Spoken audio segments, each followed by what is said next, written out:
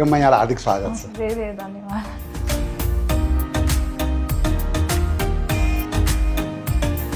तपाईँ 22 वर्षकी हुनुहुन्छ होइन? हजुर। यति सानो उमेरमा चाहिँ यत्रो ठुलो युद्ध लडिरहनु भएको छ, केका लागि? धर्मको नाममा विकृति फाल्नको लागि। सफल भइरहनु भएको छ? समहाउ सफल भइरहेछ। अनि अहिले साइबरको पनि त चक्कर काटिरहनु भएको छ नि होइन? हजुर एकदमै। कतिवटा मुद्दा पर्यो? अहिलेसम्म चाहिँ मुद्दा चाहिँ धेरैजनाले एउटै केसमा हाल्नु भएको हो। जस्तै त्यो एउटा बोक्सी शब्द, अनि त्यसपछि झाँक्रीको बुढी बोक्सी हुन्छ भन्ने शब्दमा, अनि अर्को पार्वती मातालाई मैले बोक्सी भने भन्ने शब्दमा।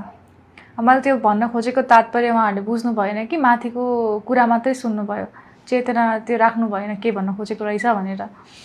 अनि हिजो भर्खर चाहिँ हाम्रो आदिकुमारीजीले हाल्नु भएको थियो मुद्दा। अब नेपाली समाजमा के छ भनेदेखि चाहिँ ठुलो आस्था विश्वास छ होइन? अझै पनि गाउँघरमा के देखिन्छ भने मान्छे डक्टरभन्दा पनि धामी झाँक्रीतिर बढी विश्वास गरेको हामी पाइरहेको छौँ होइन? तपाईँलाई के लाग्यो र के कुराले चाहिँ झाँक्रीहरू विरुद्ध यसरी खनिनुभयो तपाईँ? म झाँक्रीहरू भन्दा पनि मेन विशेष भनेको माताहरूतिर खनिएको हो। किनभने हरेक बेला टिकटक स्क्रोल गर्दाखेरि नयाँ नयाँ माता उत्पन्न भइरहेको कि गल्ली गल्ली पछि माता, सटर सटर पछि माता, धन्दा जस्तै भयो। अलिकति उफ्रिने कामले गर्ने बित्तिकै माता अरे। अनि त्यो जो चराचर जगतको माता हुनुहुन्छ, जगत जननी हुन्छ, उहाँ कसैको त्यो जो पाइदिएको शरीरमा आउँछ त भन्ने कुरा हो कि माता त्यति सस्तो त होइन।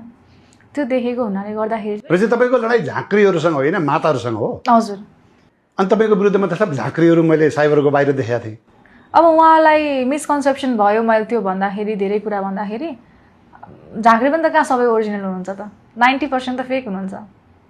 अहिले नेपालमा जति झाँक्रीहरू हुनुहुन्छ 90% फेक हुनुहुन्छ। 90% फेक हुनुहुन्छ। जस्तै तपाईँ विरुद्ध चाहिँ मलाई अलि आक्रामक देखेको मैले हाम्रो प्रकाश भुजेल झाँक्री होइन? हजुर। उहाँसँगको लफडा चाहिँ के हो?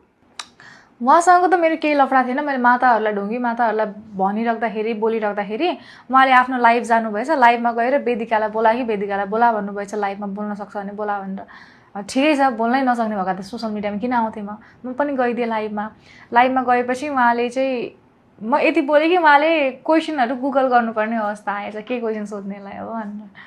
अनि मुख लुकाएर आफ्नो त्यही पनि। अनि त्यसपछि त्यहाँ अलिकति उहाँसँग विवाद भयो। विवाद भइसकेपछि उहाँले मलाई लाइभबाट ब्लग। लाइभ भनेको टिकटक लाइभ? TikTok live. तपाईँ चाहिँ टिकटक खुब चलाउनुहुन्छ? म चलाउँदिनँ नि। अस्ति बुधबार भर्खर 3 हप्ता भइरहेछ मैले टिकटक बनाउन थालेको यो विषयमा। धेरै चलाउँदैन म। अनि त्यही टिकटक लाइभमा चाहिँ उहाँसँग के भनाभन भयो? भनाभन भयो। लगभग 20,000 जना हुनुहुन्थ्यो हेर्ने दर्शक टिकटकमा।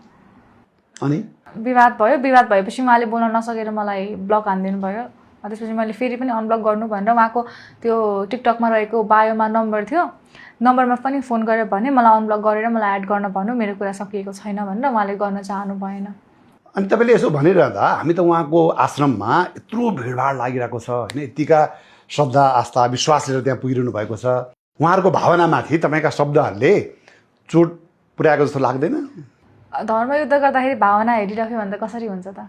भावनामा पनि चोट पुग्छ। अब कतिपय धेरै कुराहरूमा चोट पुग्छ। यो तपाईँको धर्मयुद्ध हो? लगभग हजुर। धर्म भनेको के हो? धर्म भनेको खास हाम्रो ड्युटी हो। केही नराम्रो भइरहेछ समाजमा भने हामीले बोल्न अधिकार लाग्छ। मान्छे भनेको सामाजिक प्राणी हो। समाजमा यति विकृतिहरूले फैलिरहेछ, अनि त्यो विषयमा त म समाजको एउटा नागरिक भएको कारणले गर्दाखेरि बोल्नु त आवश्यकता पर्छ नि त। त्यही भएर मैले बोलेको। अब तपाईँको अभियान हो यो के हो? मेरो अभियान चाहिँ के हो भने नेपाललाई चाहिँ फेरि पुनः पहिला जस्तै तपोभूमि र तान्त्रिक भूमि भनेर चिनाइयोस् भन्ने अभियान हो मेरो। त्यही तन्त्रको तपाईँ विरोध गर्नुहुन्छ? अनि तन्त्रको त मैले विरोध गरेकै छैन। अनि हामी झाँक्रीहरूले त त्यो तन्त्र मन्त्रद्वारा झाँक्रीहरूले हो, तर 90% फेक झाँक्री हो नि त। तन्त्र मन्त्र कसरी? अब को चाहिँ सही हो त? ल भन्नुहोस् त।